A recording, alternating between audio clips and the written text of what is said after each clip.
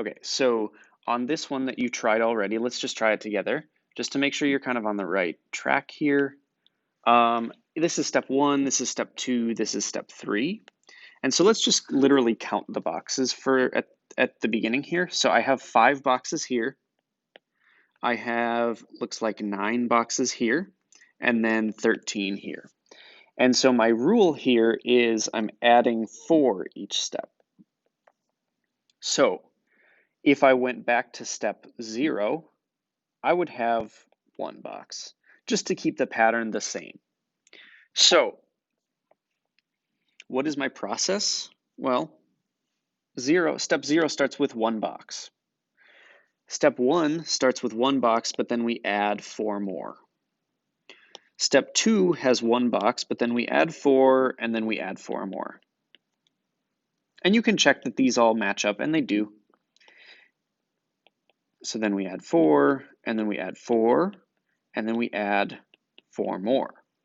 And so now we can see that this is really similar to the last one, where we looked at the step number, and we wrote a rule with the number of things we were adding each step. And so you can see that the number of 4s that you add every step gives you the step number. So we can say this is 1 plus 4 times 0. We can say this is 1 plus 4 times 1.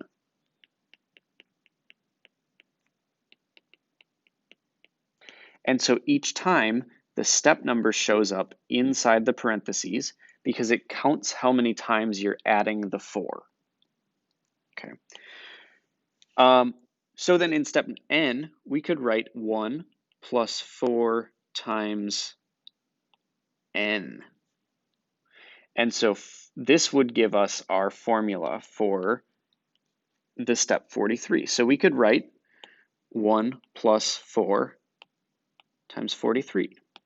Well, 4 times 43 is, I'm using my calculator, 4 times 43 is 172.